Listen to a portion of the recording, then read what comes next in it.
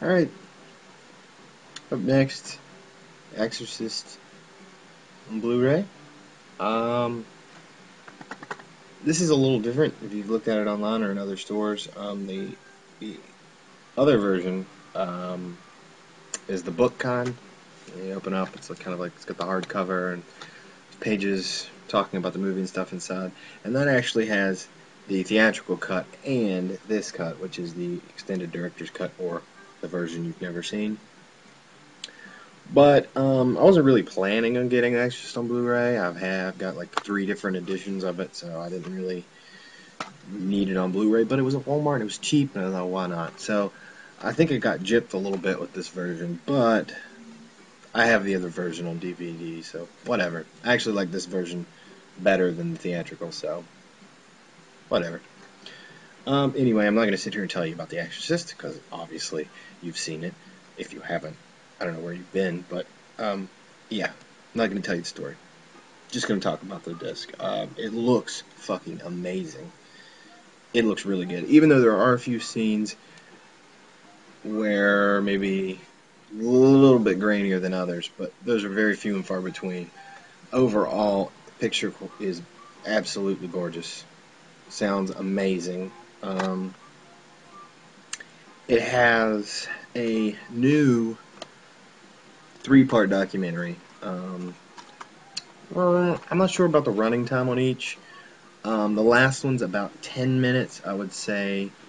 The last one is Then and Now, different versions of The Exorcist. William just talks about the different versions. The second one is Exorcist Locations, Georgetown, Then and Now, which is, I always like those kind of featurettes. It's pretty cool. I think that one runs about 15 minutes. And the first one, I don't know why I went backwards, Raising Hell Filming Exorcist. Just talks to a bunch of different people about making the movie. That one, I'm going to guess a half an hour. So, in all, not a very long documentary. Not bad. Some cool stuff in there. I do have to say, though, that there was one point in the Raising Hell Filming The Exorcist that got me kind of irritated.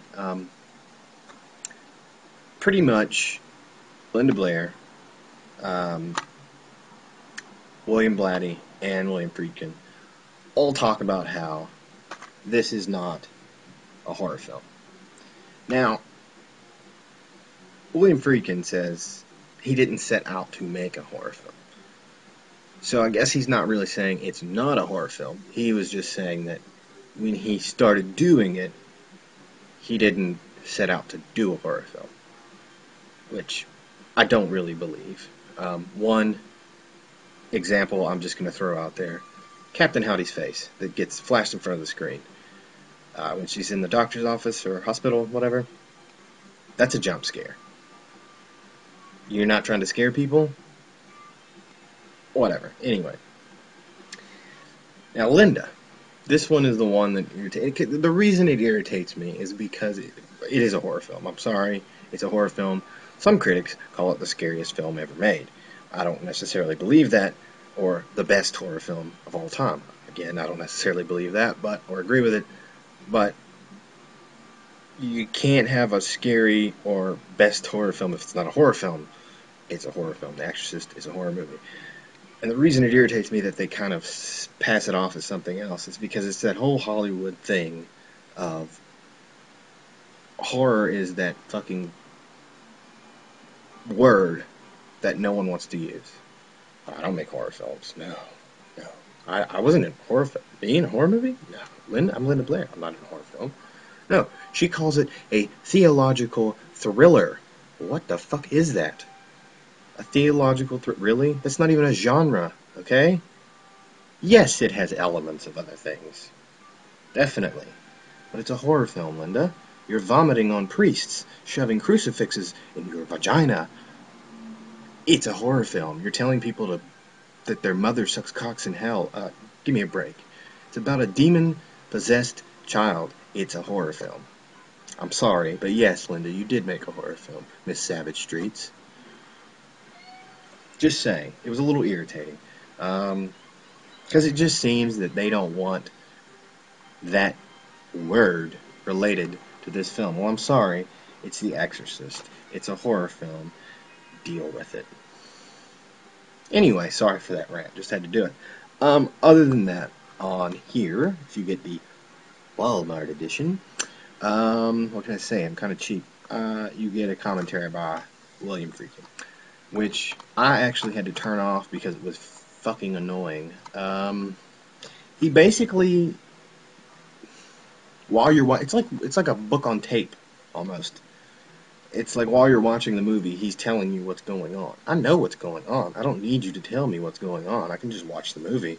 I would rather hear about the filming of the movie while I'm watching the movie. That's kind of what a commentary is for. Not for you to sit here and say, oh, well, now she's going to walk through the door, and she's going to go check on Reagan right now.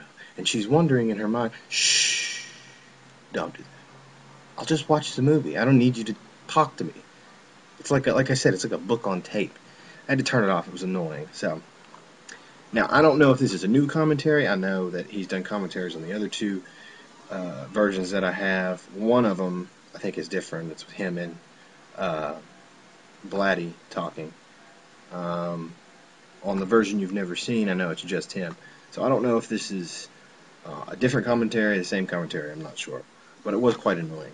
But overall, pretty good disc. Um, like I said, it looks amazing. Um, the three-part documentary is not as long as it probably could have been, but it is pretty cool stuff on there. Just don't watch the commentary because it's annoying. It's basically like having somebody sitting beside you and turning this volume down and having them explain to you what's going on in the film. We don't need that. But anyway, yeah, not bad. Exorcist. What else can I say? It's The Exorcist. So, until next time.